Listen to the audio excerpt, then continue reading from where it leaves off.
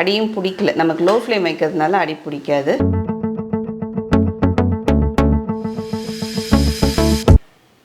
வணக்கம், வாங்க. இன்றைக்கி அக்ஷய் வீட்டு சமையலில் காலைல ஹெல்த்தியான ஒரு பிரேக்ஃபாஸ்ட் ரெசிபி தான் பார்க்க போகிறோம். சரி, நம்ம செய்ய தான் போகிறோம், அதை வீடியோவே எடுத்துடலான்னு சொல்லிவிட்டு அப்படியே எடுத்துடுறாங்க. மில்லட்ஸ் வச்சுட்டு நம்ம உப்புமா எப்பவுமே செய்வோம். இன்றைக்கி மில்லட்ஸ் உப்புமா, அதுவும் தினை அரிசி வச்சு உப்புமா செய்ய போகிறோம். அதுவும் கொஞ்சம் நல்லா ஹெல்த்தியாக. வாங்க இப்போ எப்படி செய்கிறதுன்னு பார்த்துடலாம்.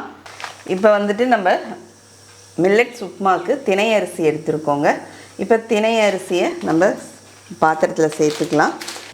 இப்போ ஒரு கிளாஸ் அளவுக்கு தினை அரிசியை ஒரு பவுலில் சேர்த்துட்டு, இப்போ வந்து கேட்டிருந்தீங்க தினை பாயாசம் போட்டிருக்கும்போது ஒரு சிஸ்டர் கேட்டிருந்தீங்க, தினையில் வந்துட்டு நிறைய உமிலாம் இருக்குது, அது என்ன பண்ணுறது அப்படின்ட்டு. இப்போ வர நிறைய இப்போ பெரும்பாலான நிறைய கடைகளில் பார்த்திங்கன்னா தினை வந்து நல்லா க்ளீன் பண்ணி தாங்க எடுத்துகிட்டு வராங்க. அதை பாருங்கள், இப்போ நான் கூட கழுவுற இதில் உமிலாம் கிடையாது. அப்படி சப்போஸ் உங்களுக்கு இருந்துச்சுன்னா நம்ம நல்லா கழுவி தான் அது தண்ணியை கீழே வடிகட்டி ஊற்ற வேண்டியதாக இருக்கும். இப்போ நான் வந்து இதுவே ஒரு 5-6 தடவை நல்லா கழுவி எடுத்துகிட்டு வந்திருக்கேன். இப்போ நான் தினை அரிசியை ஊற வச்சுட்டு பார்த்திங்கன்னா நமக்கு 1 மணி நேரம் போல் ஆயிடுச்சு. நல்லா இப்போ வந்துட்டு இதை வந்து நம்ம நல்லா தண்ணியை வடிகட்டிட்டு, ஒரு ஸ்ட்ரெயினரில் தண்ணியை வடிகட்டிட்டு அப்படியே வச்சுக்கலாம். இப்போ வெங்காயம் கட் பண்ணிக்கலாங்க. இப்போ நான் வெங்காயத்தை ஒரு 2 சைஸ் மீடியம் சைஸ் வெங்காயம் தோல் உரிச்சிட்டு இதை மாதிரி கட் பண்ணி வச்சுருக்கேன். சாப்பரில் போட்டு கட் பண்ணிக்கலாம்.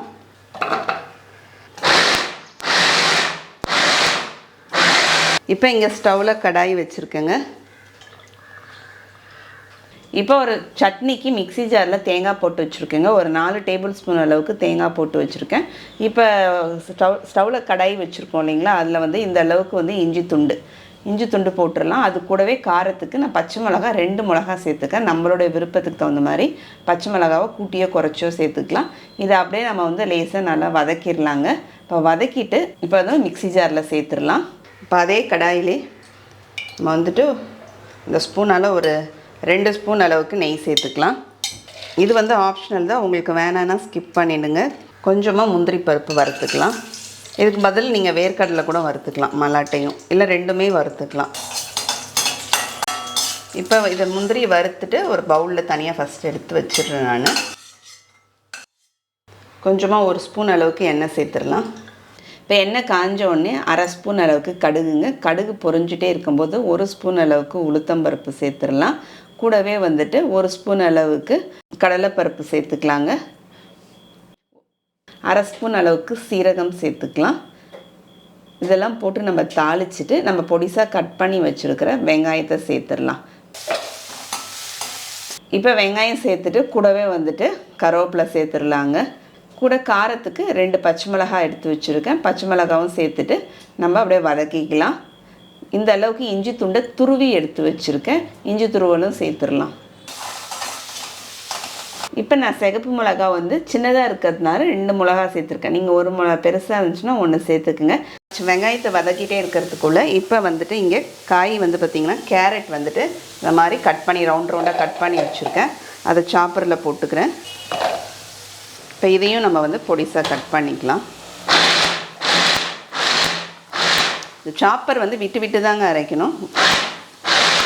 இப்போ வெங்காயம் வந்து பார்த்திங்கன்னா நமக்கு இப்படி லேசாக ஒரு கண்ணாடி பதத்தில் நமக்கு வதங்கினதுக்கப்புறம் இது கூட நான் வந்துட்டு இங்கே ஒரு 7-8 பீன்ஸ் அளவுக்கு பொடிசாக கட் பண்ணி வச்சுருக்கேன். அதை சேர்த்துடலாம். இது கூடவே கொஞ்சமாக பச்சை பட்டாணி. இப்போ பச்சை பட்டாணி இப்போ தான் கொஞ்சம் வர ஆரம்பிச்சிருக்கு. இது இருந்துச்சுன்னா போட்டுக்கலாம், இல்லைன்னா வெறும் பீன்ஸ் கேரட் மட்டும் போட்டுக்கலாம். இதை அப்படியே சேர்த்து அப்படியே கொஞ்சம் நேரம் வதக்கிக்கலாங்க. இப்போ அதுக்குள்ளே கேரட்டையும் நம்ம எடுத்துடலாம். கேரட் பொடிசாக கட் பண்ண கேரட்டும் சேர்த்துக்கலாம். இப்போ நம்ம வதக்கிட்டே இருக்கும்போது இப்போ நம்ம இங்கே வந்துட்டு நல்லா கழுவிட்டு நம்ம ஊற வச்சுருந்து அதுக்கப்புறம் வடிகட்டி எடுத்து வச்சுருக்கிற தினை அரிசியை சேர்த்துடலாம்.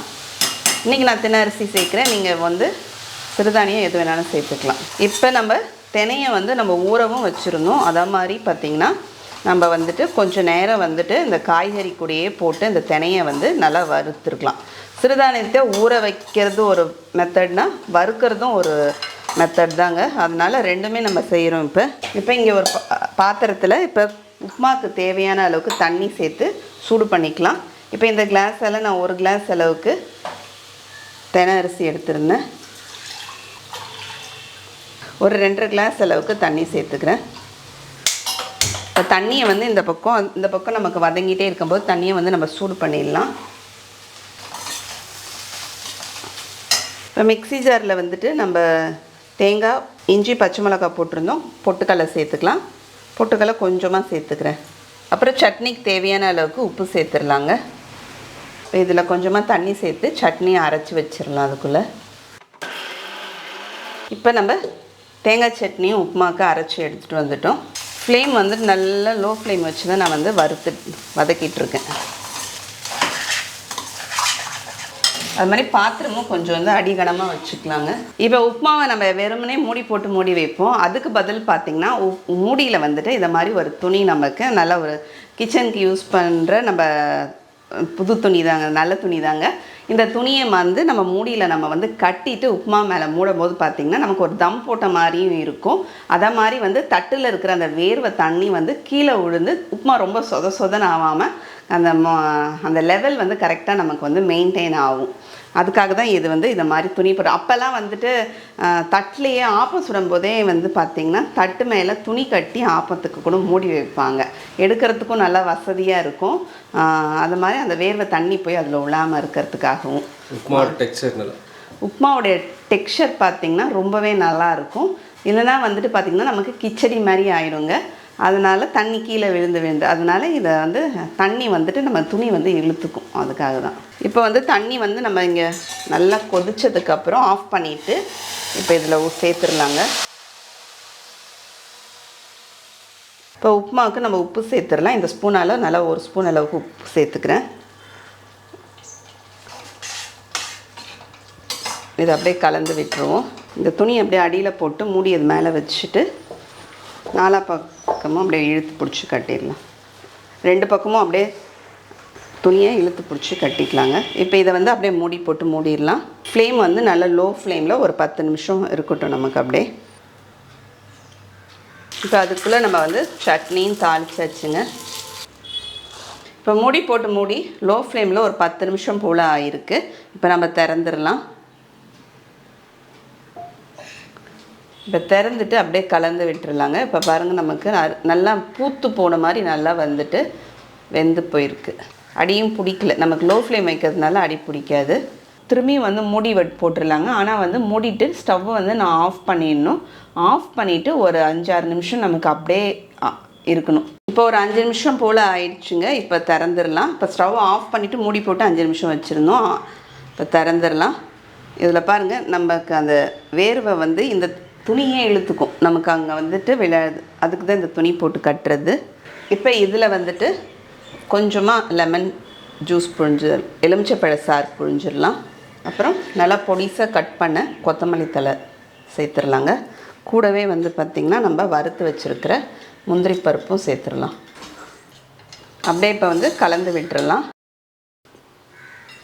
உப்புமா வந்து நல்லா பொலன்னு இருக்கும். அதை மாதிரி நமக்கு வந்து சிறுதானியம் நல்லா வெந்தும் இருக்கும்.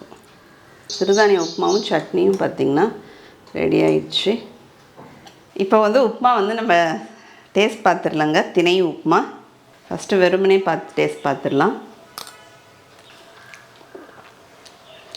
ரொம்பவே நல்லாயிருக்கு. உப்புமா ரொம்பவே நல்லா இருக்குங்க. இதே மாதிரியே செஞ்சு பாருங்கள். ரொம்பவே நல்லா வரும் உங்களுக்கும். நீங்கள் எப்படி செய்வீங்க, இது மாதிரி துணியெலாம் போட்டு மூடுவீங்களான்னு சொல்லிட்டு கமெண்ட்ஸில் சொல்லுங்கள். அடுத்த வீடியோவில் பார்க்கலாம். தேங்க்யூ.